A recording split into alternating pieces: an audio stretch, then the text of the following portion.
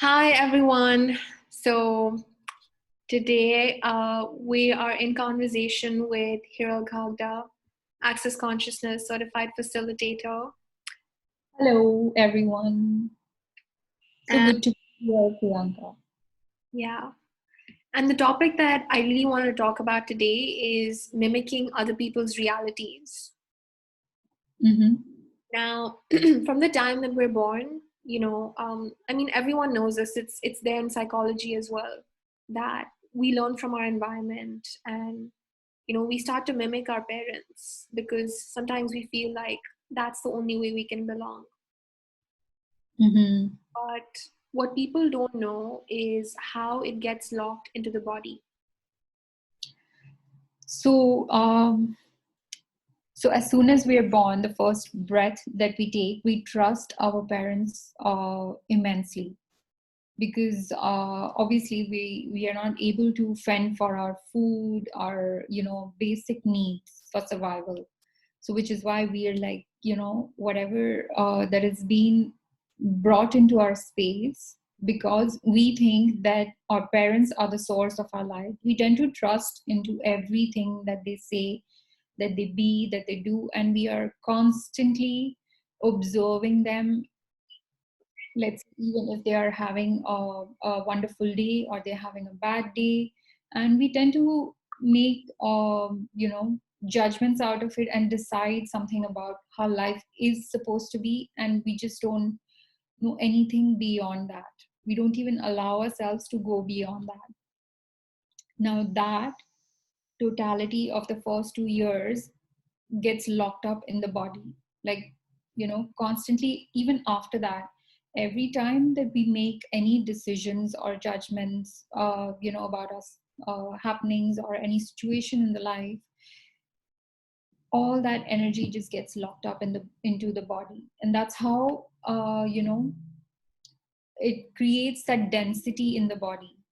And that's how we tend to sometimes put on weight, because we are kind of resisting this reality and Wait a the minute. up. You said that we tend to put on weight. Yes. So how is that linked to mimicking other people? uh, well, that's one of the reasons how it forms. Like if you say mimicking people, yes, we might have these judgments about bodies, and we might say that, oh, my parents look like this, so I cannot go beyond that, and that's how the world is supposed to be, so you just mimic that completely. Not only bodies, it could be financial realities, it could be you know ways of operating in life, how you deal with life, whatever it brings onto you. You just have that limited point of view or box from in which you can out of which you can create your life, and there's no beyond that.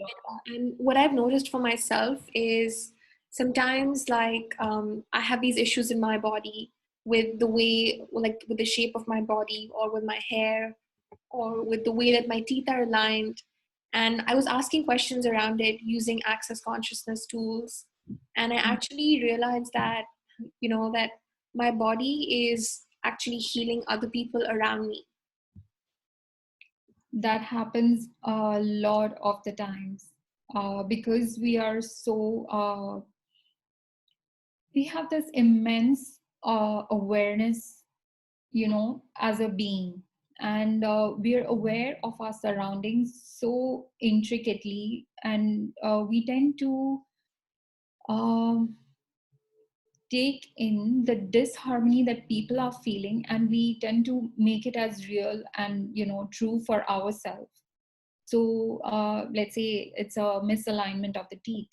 Now if that is happening in someone else's universe, because we are like these psychic SpongeBobs, we are just constantly connecting, and we're energy basically at the end of the day. So we're constantly picking up, and energy blends into one another. It's not like we have this fixed space, and it's just always blending into another. Yeah. So which is why we pick up on energies from our surroundings. from people. I mean, you could be picking up on the energy of, let's say, your friend, which is like somewhere in Australia right now. If you are really connected to her and you are really like, you really like her, so you might be picking up on her energy even. So there's no like boundary to energy, it's like unlimited, and you can pick up from anywhere. And then that's how we start to create our bodies. That's crazy. So basically, anything physically there in our body as well. Like, I do have hair fall issues, and I find that I would like to align my teeth as well. So yeah, basically, it's just an awareness of other people. Yes, it Like, might sound really strange according to this reality, but that is what it is. We are energy moving around constantly at the end of the day. I mean, what no, I we can't understand deny. is that we're energy moving around. I understand that. Oh, okay, we're energy moving around. So energy is supposed to be moving around. It's always in flow. And if there's any block somewhere, if it's stuck, if it's constricted, then that shows in the form of solidification with issues in the body. Like in my case, my Yeah. perception of aligned teeth is like alignment, space, peace, right? But right now it's like they're squished together. So yeah, that I understand that now. Yeah. So that could also translate into whenever you're like, teeth are for like how you are biting into life. So whenever you're taking in life, where is it that you are feeling constricted? Mm. This energy might energetically show up in your body. Your body is like constantly giving you awareness. It's giving you these signals as to where and how you can be more of ease, and you can just be. I know, and so many times we look at our bodies and we think that, oh, okay, I've put on weight here, that's wrong, I shouldn't do that. But we don't ask that, oh, wait, what is my body aware of over here? Exactly.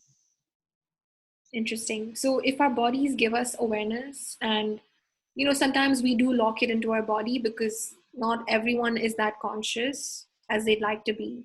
What can we do to, what do we do with the awareness? So in access consciousness, we have so many tools to work around these issues. And it's like so basically, the number one tool over here that I would give you is that, who does this belong to? Is this even yours? And if it's not yours, can you even change it? You can never change something which is not even yours. You might be banging your head on the wall that, oh, why isn't this changing? What is it that I'm doing that is not right? And you constantly keep going into the wrongness of you. But if it's not belonging to you, firstly, you can never change it. Interesting. So, like, sometimes if people have gained weight, I'm not saying this is the case always. Many times the weight doesn't even belong to them, right? And if they try to work out and, beat themselves up, beat up their bodies to try to fix it, it's not going to work because at the end of the day, there's an underlying awareness that they're missing out on. Absolutely. And also, when we talk about this tool of who does this belong to, so how does it actually work? Now, you can absorb other people's energy or the energy of the environment, which is, I mean, we're talking about the negative energy over here. Now, how does that affect you? Whenever you are not being all of you, or you tend to judge yourself in any area of life, this energy becomes more prevalent, which you have absorbed from somewhere else, and then it sticks in your universe. It cannot like you cannot just get it out of your space no matter what you do. So the number one thing is to stop judging yourself. You make it sound like we're so aware and that that's a wrongness, and that once we are aware, it gets stuck and we can't do anything to release it from the body. But your awareness is something that really takes you forward, right? That is something that makes you so for you to not go into the fight or flight mode, that basic survival instinct. That is what your awareness facilitates, your survival. This is how, when we block our awareness, we are making ourselves at the effect of this reality. Yeah, so we can use our awareness to our advantage to alleviate issues in our lives and other people's lives. Exactly. Now, I personally have been using this body process. It's called BMM. The full form is biomimetic mimicry and biomimetric mimicry. Yes. Yeah. It's an amazing body process. Yeah, and it's in the foundation class. So the foundation class is a 4-day class, and you learn about it in that. And like I know that Gary says that bars are at the core of access, which they are. But me being the person I am, like there's like 3-4 other tools that I think should be at the core of access, and everyone should have access to them.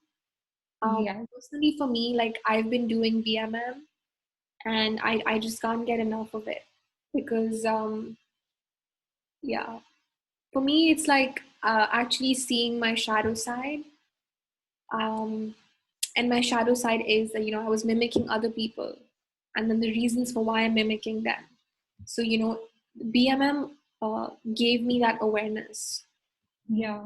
So a little into how it works is like in childhood, we try to understand this reality and how everything is going around us. One thing that we tend to do is that we mimic everything around us so as to have that sense of belonging. The other thing is that when we try to understand the discomfort that is going around us in our environment, so understanding is standing under. That is one another way that we have things locked up in our body. Now, when through this body process, when we get this out of our system, our physical body, automatically things start to shift in our life. So, energies with relationships, with money, with bodies, with health, anything and everything can be addressed through this body process. And the number of times that you do, of course. Yeah. What you're saying is I'm a little tiny person, and there's a bus on top of me, and I'm under the bus. And when I do BMM, the bus is off my body, and I can finally be me. Yes, you can put it that way. Yeah. And that's a huge sigh of relief. Imagine a bus leaving your body. Yep.